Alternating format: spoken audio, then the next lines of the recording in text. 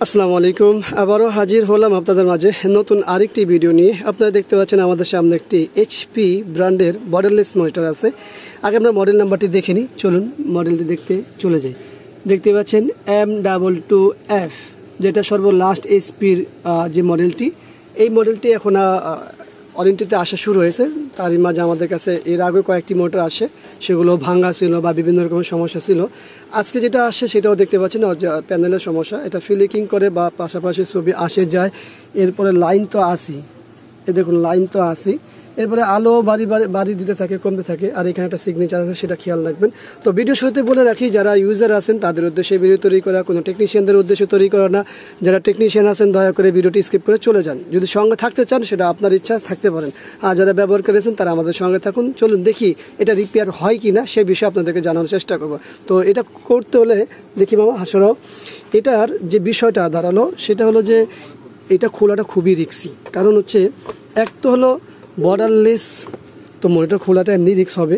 এর পাশাপাশি এটা এত পাতলা করছে যা বলার বাইরে, এত পাতলা করছে যেখান থেকে মানে কোনো রকম 19-20 হলে এটা ভেঙে যাবে। তো সেই ক্ষেত্রে আমাদের খুবই সতর্কতা থাকতে হবে। সতর্ক থাকলেই একমাত্র আমাদের কাজ করা সহজ হবে। তো এখানে দেখতে পাচ্ছেন আপনারা HDMI আর BGA আর ডিসি পোর্ট ইন। তবে ডিসি পোর্ট ইট হলেও কিন্তু এই যে চিকুন, এটা কিন্তু চিকুন, এটা আমরা বলি ল্যাপটপের ভুলু পিন, এটা বলে থাকি। তো যাই হোক, আমরা ব্যাকপার্টটি খুলে দেখি কি হয়। আমরা মনিটরের ব্যাকপার্টটি খুলে নিয়েছি। আপনারা দেখতে পাচ্ছেন এখানে হচ্ছে মূলত ভিডিও বোর্ড। আপনারা দেখতে পাচ্ছি ভিডিও বোর্ডে কী ব্যবহার করা হয়েছে, কীভাবে করা হয়েছে সবই দেখে নিলাম। আমরা যেহেতু প্যানেলের সমস্যা দেখতে, আমাদের প্যানেলের যে বোর্ডটি আছে সেটি দেখতে হবে। তো এখানে কি ব্যবহার করা হয় সেটা তো দেখছি। প্যানেলটি কি প্যানেল, ভিডিও বোর্ডটিও ভালোভাবে দেখে নিচ্ছি। তো এটা হলো DC to DC আইসি, সাথে আছে আমার কয়েলটি। তো সব কিছু মিলিয়ে আসলে দেখতে হয়। পাওয়ারটি দিলাম, আপনারা আবারও দেখতে পাচ্ছি। তো প্যানেলটির অবস্থা আপনারা দেখতেই পাচ্ছেন, কি সমস্যা, সেই সমস্যা রয়ে গেছে। তো এই ধরনের সমস্যা হলে সাধারণত আমরা দেখি যে DC to DC আইসি যেটা আছে সেটা কিন্তু অতিরিক্ত গরম হয়। তো এটার ক্ষেত্রে কি হয় সেটা একটু দেখে নিয়ে আমরা হাত দিয়ে দেখব।